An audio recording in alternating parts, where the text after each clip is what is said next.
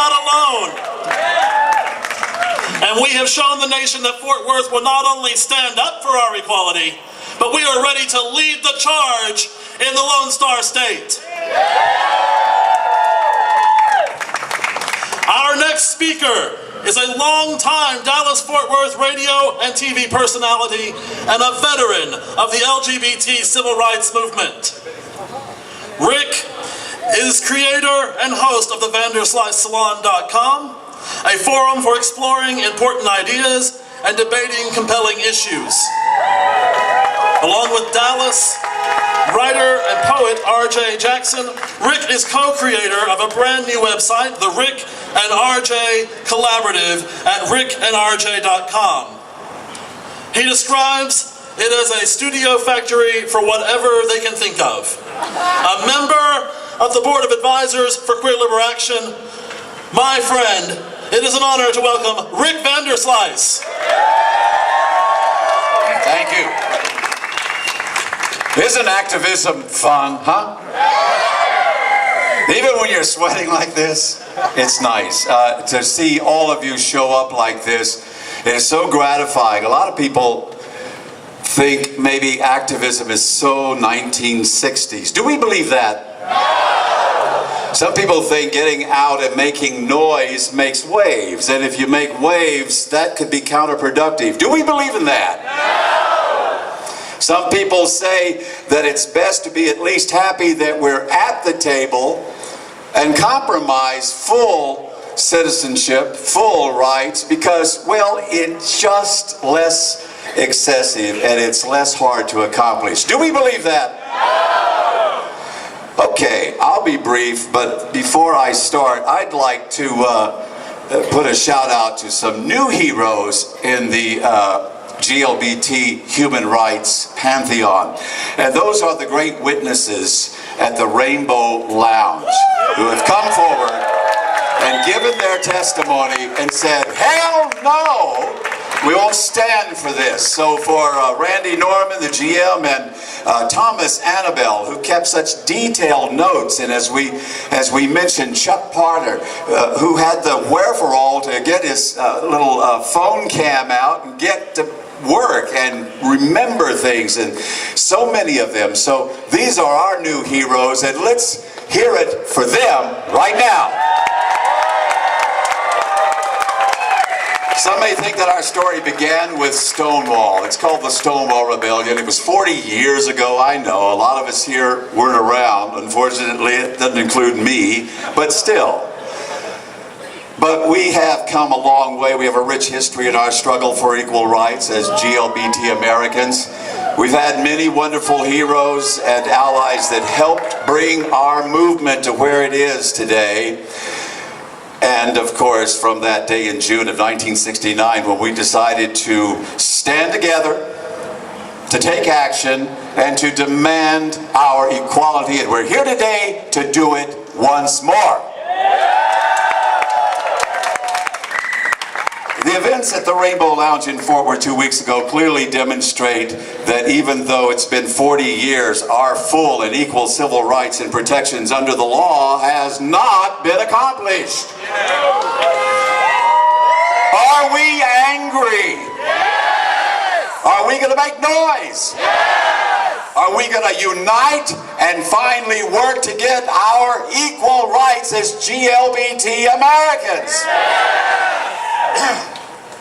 Okay, well then we have some business to do. We have to be aware of our past as much as we can. And though the modern gay rights movement started in the 50s and 60s here in America, and we do have some early ancestors that we ought to know about and celebrate.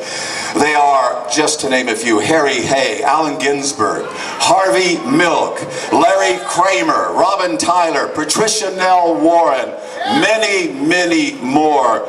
Go to your bookstores, get up on the web, and learn about the heroes and the history of our movement. And I promise you, it will empower you, because we have had a very long history. We've had a diaspora that's been as long as the whole history of mankind. And we have added to the civilization of mankind like no other tribe in history. And for that, I'm proud.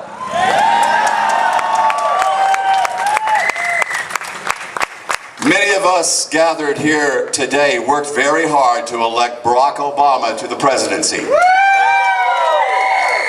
And we were inspired and motivated by his campaign promises to the GLBT community to work for our full civil rights.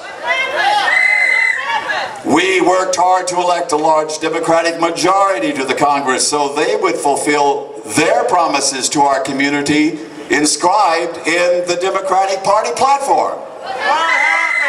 So far, we have been disappointed because there's been a lack of action and progress at our behalf. Are we going to stand for that? What are we going to do? We're going to make noise. We're going to show that we're united, and we're not going to sit down until we've had our equal rights given to us. We demand it, we don't ask. Now today, we state very clearly for all to hear, including President Obama and the Democratic Party, now is the time for full civil rights for our community. No delay, no excuses. Earlier this spring, a group of GLBT activists and thinkers from across the country gathered at the Dallas-Fort Worth International Airport to spend several days developing a list of 8 guiding principles to unite and empower us and our community in our fight to finally achieve our full civil rights. I'm going to read to you those 8 principles as I end my portion here. Think clearly of how reasonable and how obvious these demands are. We want 1, full civil rights for lesbians, gays, bisexuals, and transgender individuals. They must be enacted now. Delay and excuses are no longer acceptable. We will not leave any part of our community behind. Separate is never equal. Religious beliefs are not a basis upon which to affirm or deny anybody's civil rights. The establishment and guardianship of full civil rights is a non-partisan issue. Individual involvement and grassroots action are paramount to success and must be encouraged. That's why there's a Queer Liber Action. 2 more. Success is measured by the civil rights we achieve, not by the words, access, or money raised. And finally, those who seek our support are expected to commit to these principles. So today we stand up. Today we join the fight.